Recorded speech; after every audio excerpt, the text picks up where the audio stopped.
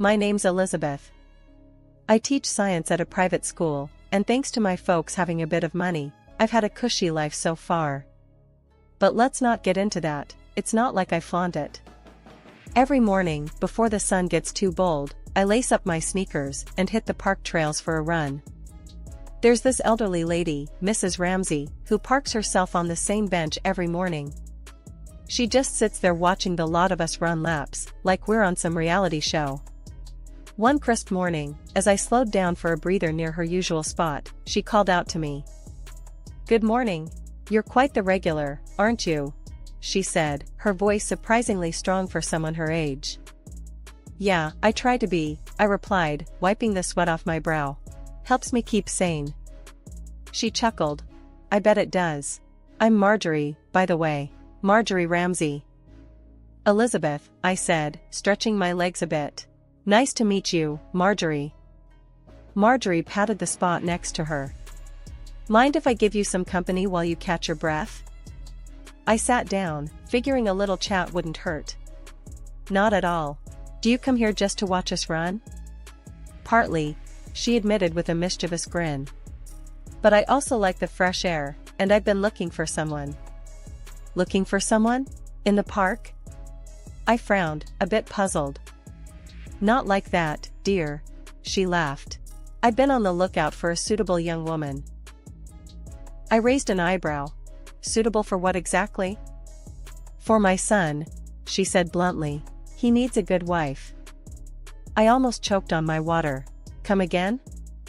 "You heard me," Marjorie said, her eyes scanning my face. "My son, he's a good man. Successful, kind, but terribly shy. I figured it's time he settled down." "And you're scouting in the park?" I couldn't help but laugh. It was bizarre, really. "If you see what I see, dear, you'd understand. Healthy, smart women in their prime. Like you," she explained, her gaze firm yet kind. I shook my head, still amused by the absurdity of it all. "So, what does this son of yours even think about his mom picking out girls for him?" Marjorie shrugged. "Michael trusts my judgment. He knows I just want him to be happy." I stood up, ready to continue my run. "Well, good luck with that, Marjorie. It was nice meeting you." As I jogged away, her words lingered in my mind. It was definitely one of the weirder conversations I'd had. Little did I know, that wouldn't be the last I'd hear from Marjorie Ramsey or her mysterious son. Curiosity got the best of me. After that strange chat with Marjorie about her son needing a wife, I couldn't shake off the peculiarity of it all. A month passed since our park bench recruitment session, and I received a casual invitation for dinner at her place. "Just a friendly dinner, with a bit of family," her message said. Why I agreed, I'll never know. Maybe I was just looking for a story to laugh about later with my friends.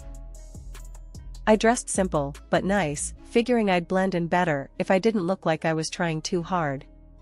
I drove over to the address she gave me, an old-fashioned house with a welcoming glow in the windows. Marjorie greeted me at the door with a warmth that felt genuine. "Elizabeth, I'm so glad you could make it. Come in, come in." The house was cozy, filled with the scent of something delicious. She led me into the dining room where a few people gathered around a large table. "Everyone, this is Elizabeth, the lovely young woman I met at the park." A man, who must have been her husband, stood up first, a big grin on his face. "Pleasure to meet you. I'm Harold, Marjorie's other half." Next to him, a younger man, clearly the son, extended his hand. "Hi, I'm Michael. Mom has told me quite a bit about you." His handshake was firm, his smile shy but kind. I couldn't help but notice he wasn't what I expected. He seemed normal, nice even. And then a woman around my age, with a friendly face, came over with her arm extended. "I'm Anna, Michael's sister. And don't worry, we're not all in on this matchmaking scheme." Her tone was teasing, and I relaxed a bit, laughing with her. "Glad to hear it," I replied. We settled around the table, and the conversation flowed surprisingly easily. Michael was a software developer, not the entrepreneur Marjorie had embellished him to be, and Anna worked as a graphic designer. As we ate, Marjorie couldn't help herself. Elizabeth teaches science at a private school, you know. Quite the brainy one. Mom, let's not start selling her credentials. Michael chuckled, his cheeks reddening a bit. The food was great, and the company was unexpectedly enjoyable. Michael was easy to talk to, his interests broad and his humor gentle. Anna was a riot, her sharp wit making me laugh more than I had in weeks. Michael helped clear the table, and I found myself helping, the two of us falling into an easy rhythm. Sorry about all this, he murmured as we stacked dishes in the kitchen. Mom means well, but she can be a bit much. It's fine, really. I've enjoyed getting to know everyone, I said honestly. As I drove home later that night, I reflected on the evening. It had been nothing like I expected. No pressure, just good food and good people. Maybe Marjorie was a bit unconventional in her methods, but her family was all right. The next day, my phone rang unexpectedly. It was Michael. Hey, Elizabeth, he started, sounding a bit nervous. Would you like to meet up, just the two of us this time? Maybe at a cafe downtown? I was taken aback, but pleased. Yeah, that sounds great. We met up the next day, and without the family around, it was even easier to talk. We laughed a lot, shared stories, and before we knew it, a couple of hours had flown by. As we left the cafe, Michael said, I had a really good time today. Would you like to do this again? Definitely, I agreed, already looking forward to it. Driving home, I couldn't help but feel excited about what was next. Maybe Marjorie was onto something after all, even if her methods were a bit unconventional. After that coffee date with Michael, things just took off like a shot.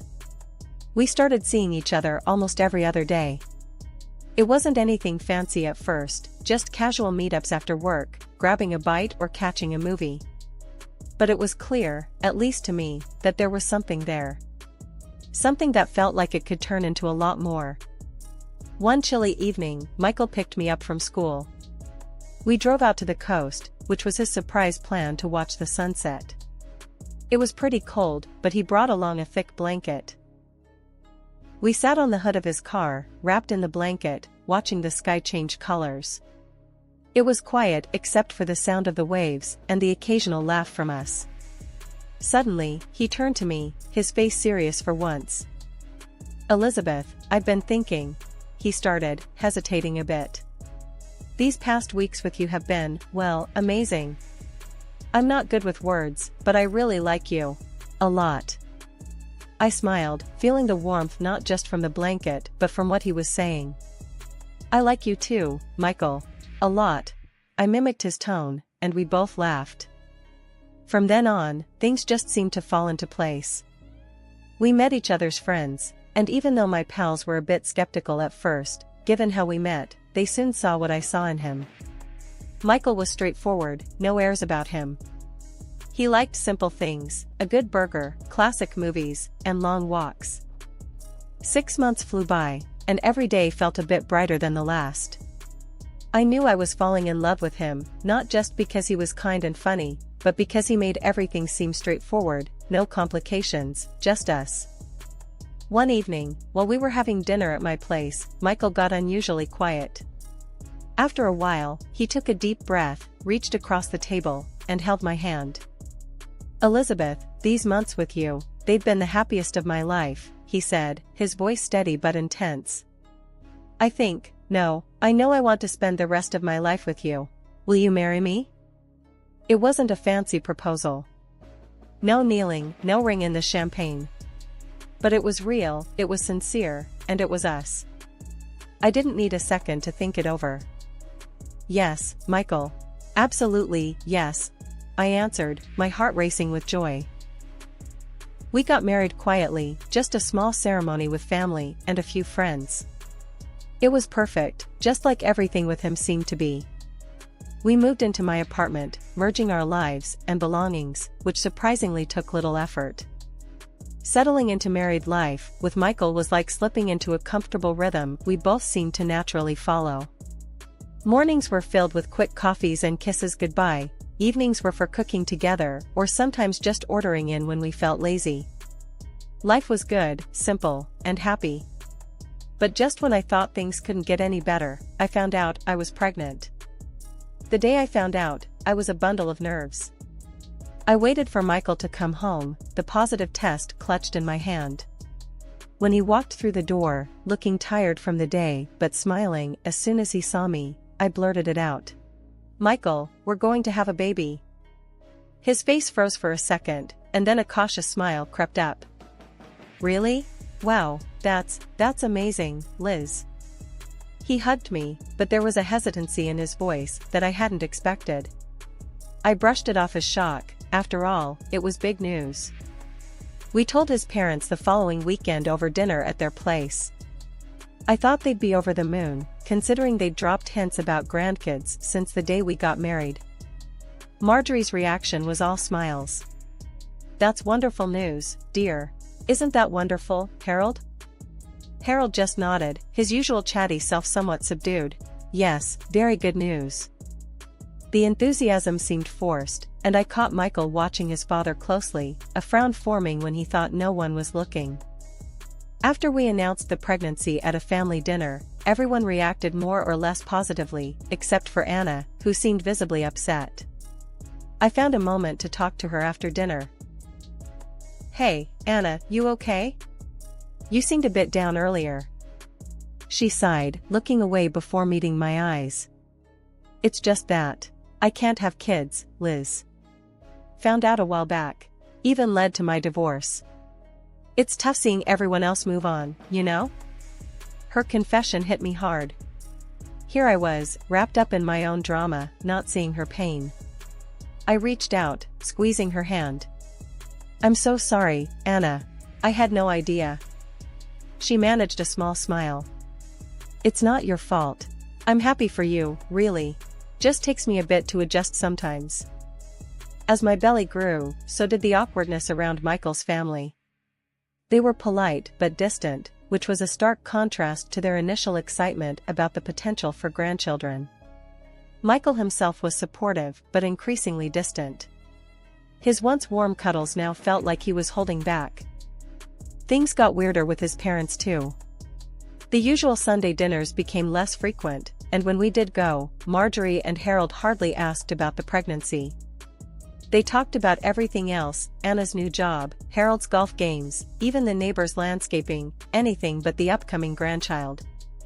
During one particularly tense visit, I overheard Marjorie whispering to Michael in the kitchen. "Make sure everything's ready for the baby." Michael's reply was low, but I caught the tail end of it. "I know, Mom. I'm on top of it." What was there to be on top of?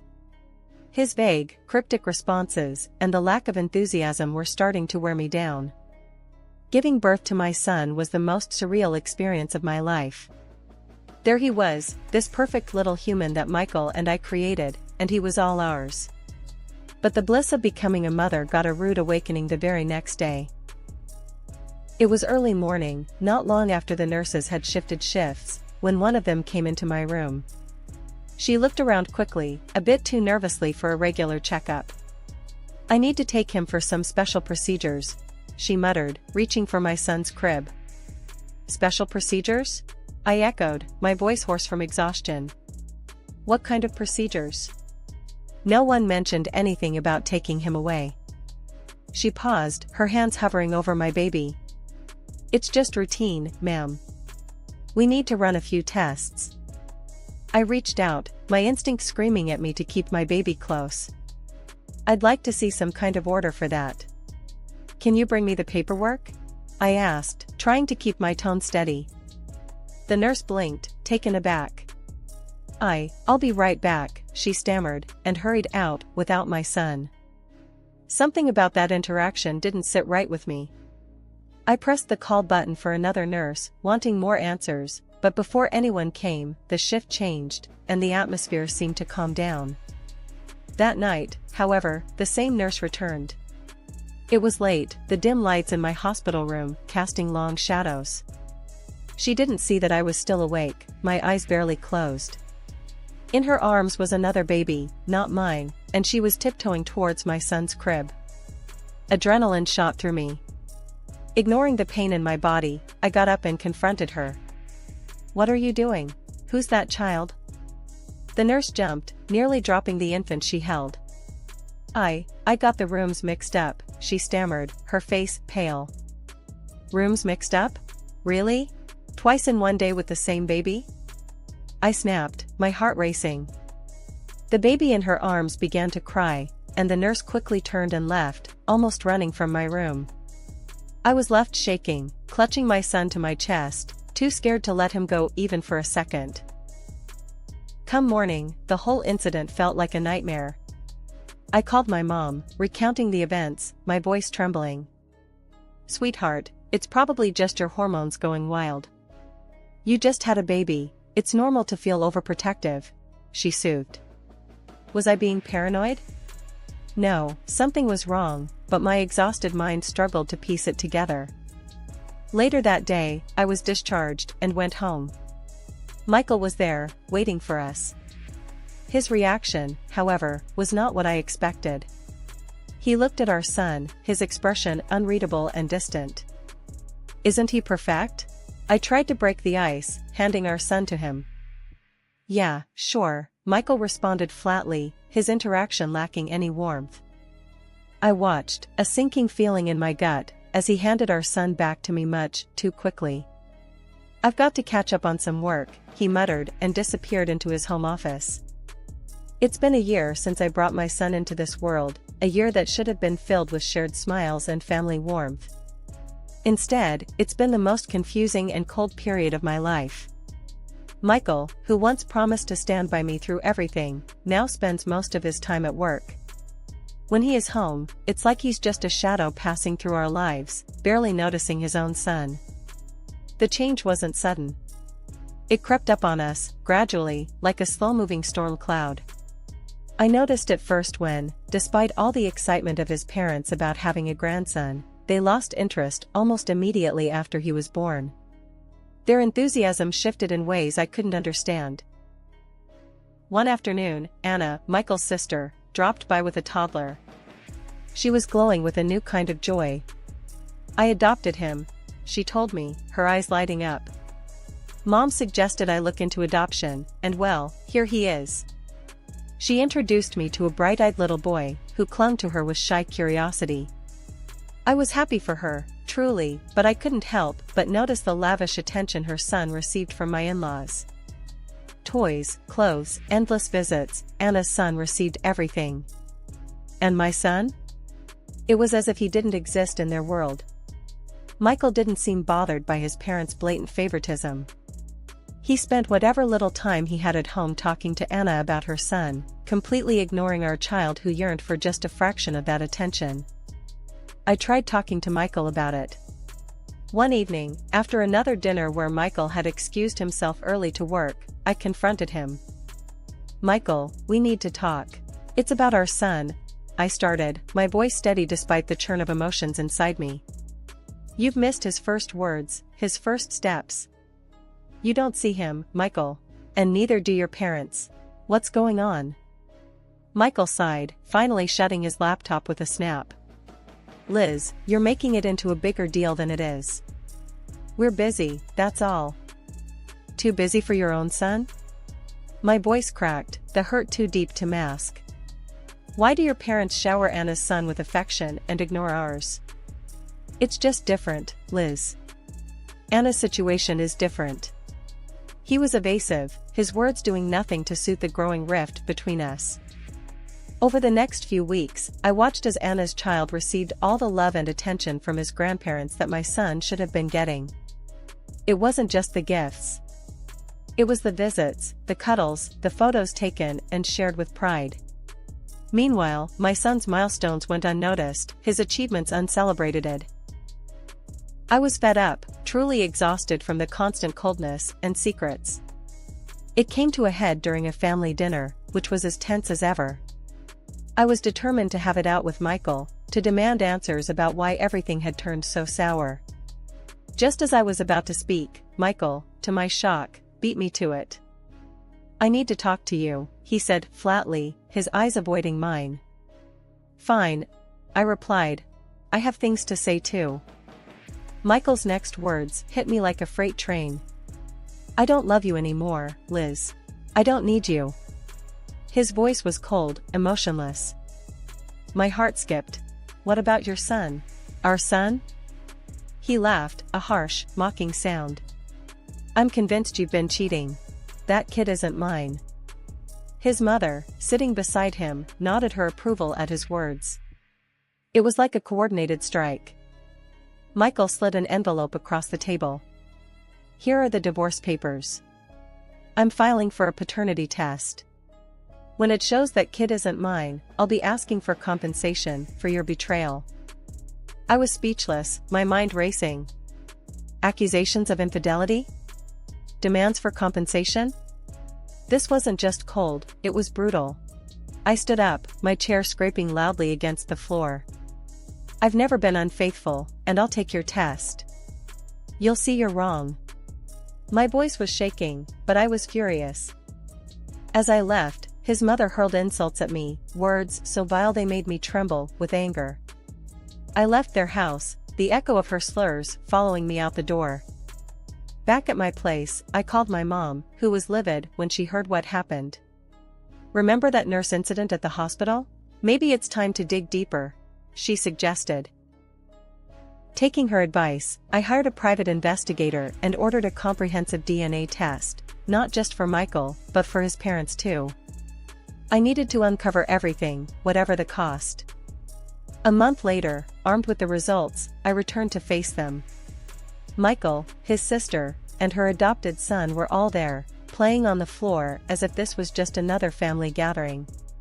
His parents lounged on the couch, an air of smug satisfaction about them. Michael looked up with a sneer. Well, what did the test show? I opened the envelope, my hand steady, despite the pounding in my chest. The test shows a 99% probability of paternity. Michael, you are the father of our son. I let the words hang in the air, watching his face fall. And there's more, I continued, turning to his parents. Michael's mother is biologically related to our son. But Michael's father is not his biological grandfather. The room went silent. The color drained from his mother's face, she looked from me to her husband, who was now standing, his expression one of betrayal and fury. You, he shouted at her. I knew it. You've been lying for years. She started crying, her hands covering her face as she confessed to years of deceit. This is just the surface of it, I announced, my voice ringing clear and loud. There's an entire scheme orchestrated by none other than my mother-in-law, with the knowing participation of Michael. Marjorie devised a plan to avoid the expenses of surrogacy by ensuring her son married a suitable candidate, me.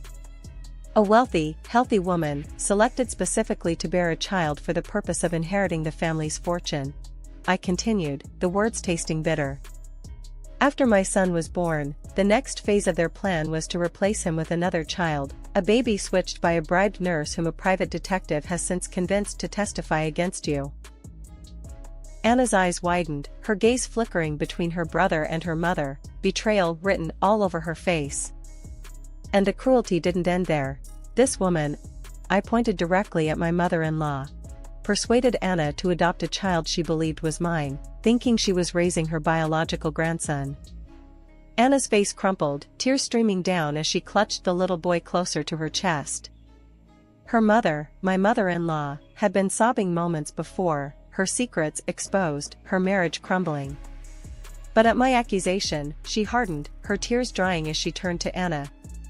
He's not ours, Anna. It's best if he goes back. But Anna shook her head, her voice breaking, but resolute.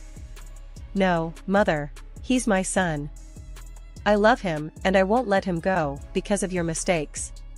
Because of your actions, Michael, and you will face the consequences, I declared, my resolve as firm as the gavel I imagined in my hand. I am suing for full custody of my son and for damages for the fraud attempted. You tried to steal my son and accuse me of infidelity, to strip me of everything. The court proceedings that followed were grueling but straightforward. Armed with irrefutable evidence and the testimony of the nurse, the judgment was swift. My mother-in-law received a sentence of 2 years for her role in the deception. Michael agreed to a settlement that included substantial financial support and alimony. As the judge pronounced the sentence, my soon-to-be ex-father-in-law, a man betrayed and broken, filed for divorce, severing the last ties that bound him to the woman he had once loved. Now, I focus on raising him in a world filled with love and devoid of deceit. Anna and her son are frequent visitors to our home, the children playing together as we support each other in our new lives.